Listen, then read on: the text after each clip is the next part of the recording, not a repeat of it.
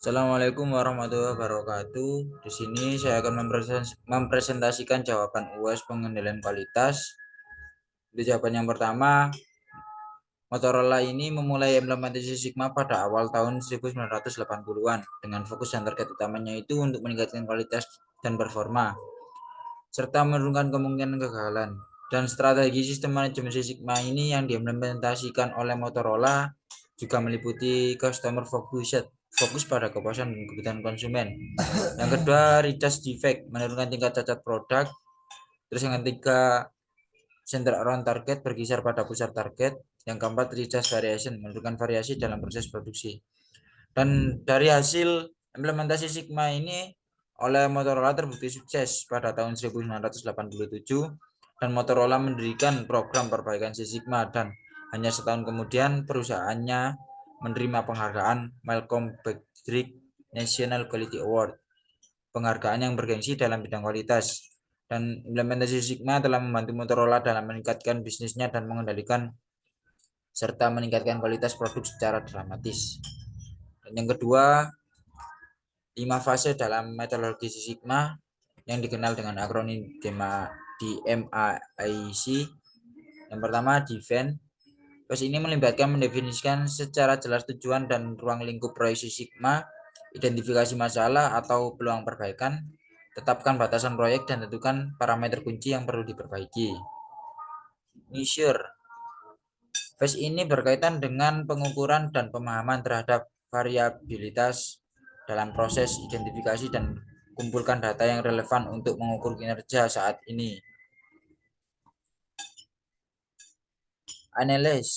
Phase analisis ini melibatkan penyelidikan mendalam terhadap faktor-faktor yang berdampak pada kinerja proses, identifikasi korelasi dan sebab akibat dari variabel-variabel yang diidentifikasi dalam fase pengukuran.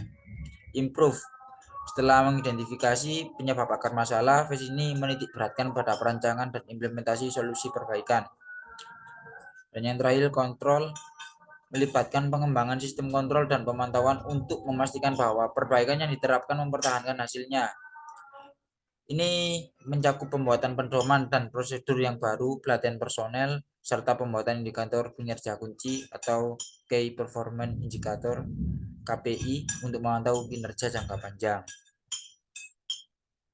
Terus yang nomor 3,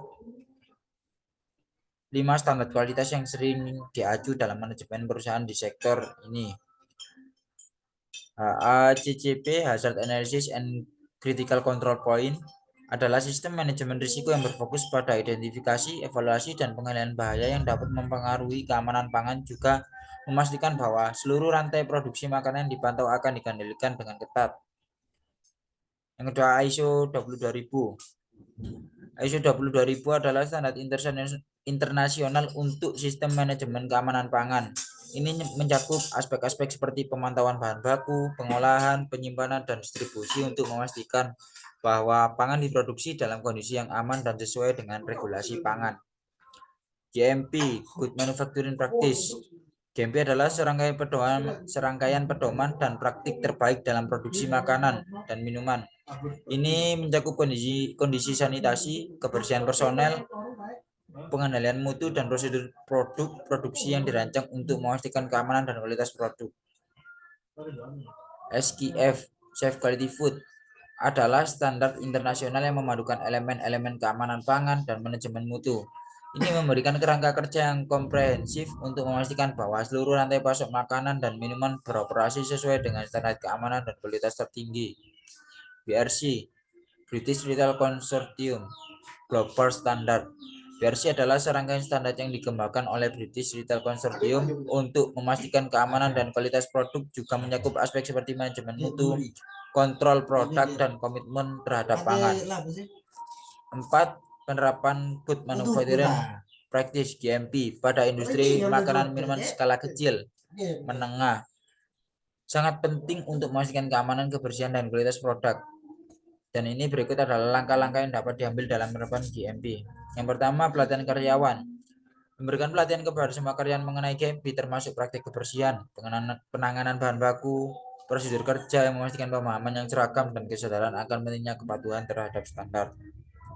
Yang kedua, pemilihan dan penerimaan bahan baku, memastikan hanya menerima bahan baku yang memenuhi standar kualitas dan keamanan, dan melibatkan pemeriksaan kualitas dan identifikasi yang cermat terhadap setiap penerimaan bahan baku.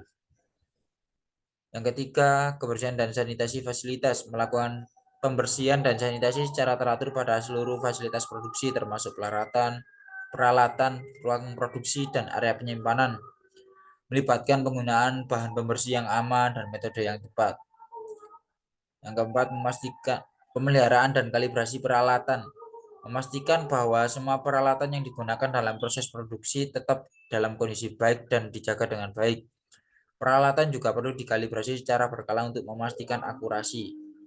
Yang kelima, penanganan produk dan persediaan, menerapkan metode penanganan produk yang baik termasuk pemisahan bahan baku dari produk jadi untuk mencegah kontaminasi silang, memastikan penyimpanan produk sesuai dengan persyaratan suhu dan kelembapan yang tepat. Selanjutnya, pengendalian proses produksi, memiliki prosedur kerja yang terstandarisasi untuk setiap tahap produksi, memastikan pengendalian proses yang ketat untuk menghasilkan produk yang konsisten dan sesuai dengan spesifikasi.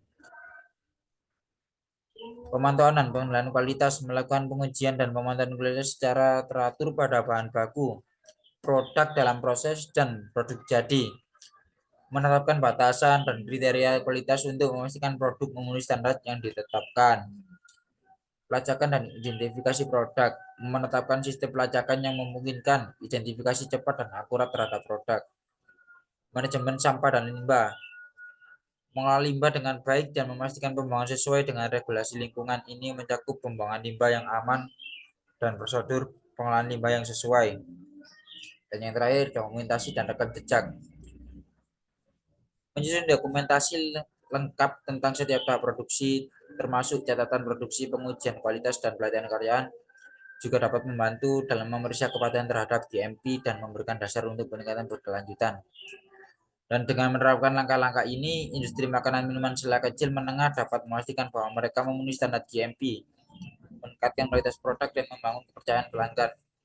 Jadi itu untuk presentasi jawaban UAS dari jawaban saya soal UAS penilaian kualitas. Kurang lebihnya saya mohon maaf. Wassalamualaikum warahmatullahi wabarakatuh.